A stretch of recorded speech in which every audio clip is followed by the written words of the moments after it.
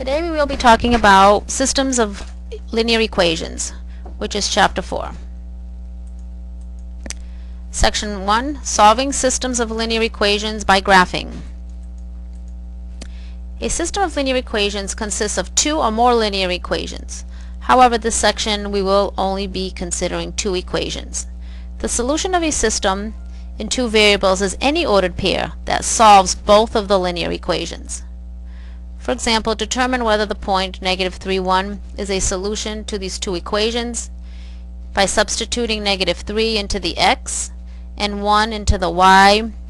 You see that the first equation, the equation is true, -4 equals -4.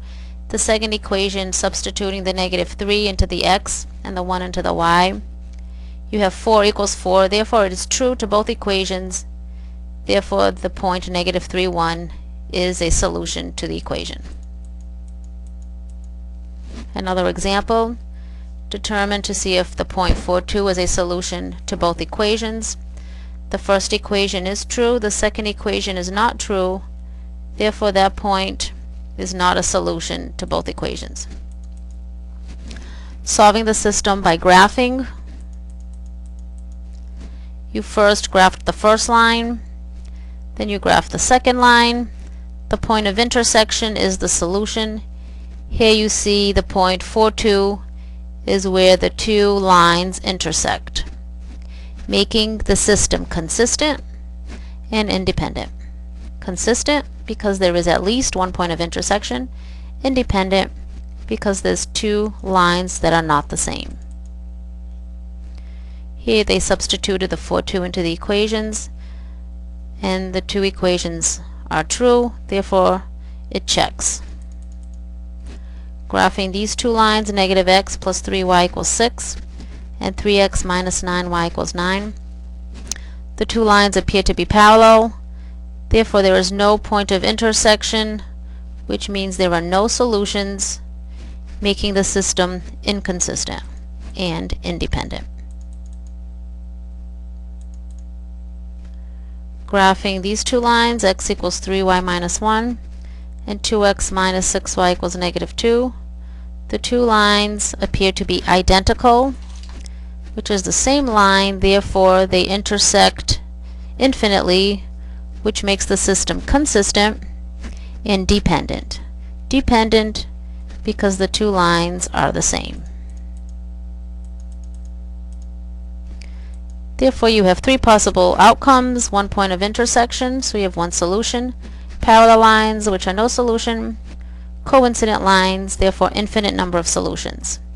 If there is at least one solution, the system is consistent. If the system defines distinct lines, the equations are independent. Section 2 of Chapter 4, Solving the System of Linear Equations by the Substitution Method. You first solve one equation for one of the variables, then you substitute the new form of that equation into the other equation for the solved variable. Example, solving the following system using the substitution method: 3x minus y equals 6 and -4x plus 2y equals -8. Solving the first equation for y, you subtract the 3x from both sides, then divide by -1. So your equation is y equals 3x minus 6. Therefore you substitute that first equation into the second equation where your y is. So now your y is replaced by the 3x minus 6. Solving for x. X is equal to 2. And now you substitute the 2 into the equation where your x is and you solve for y. Therefore y is equal to 0. Therefore your solution is x equals 2, y equals 0, and then checking your answer. These are the 5 steps. First step is solve one of the equations for the variable. Substitute the expression from step 1 into the other equation. Solve the new equation. Substitute that value in step 3 into either of the equations.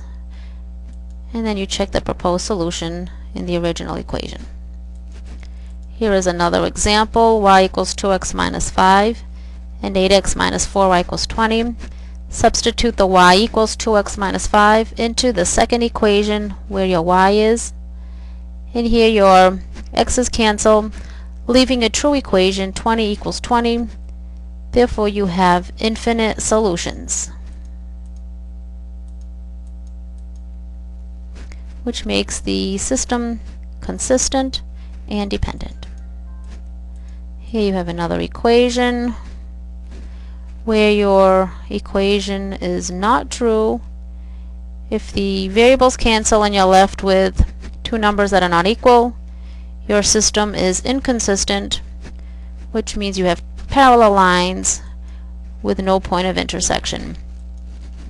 And again, independent because the two lines are different.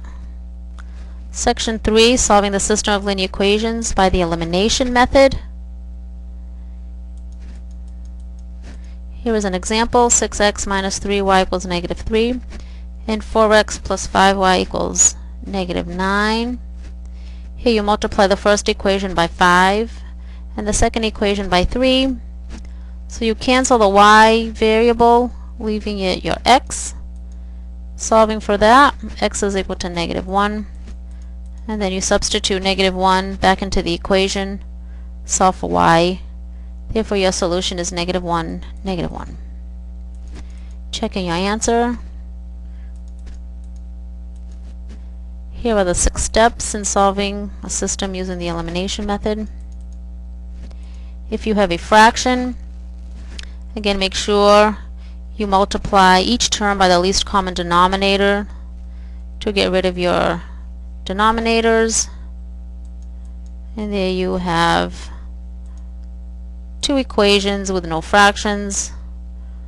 Solving for x, canceling the y's. Your point of intersection is negative 3, 2. Checking the answer. And that completes section 4A.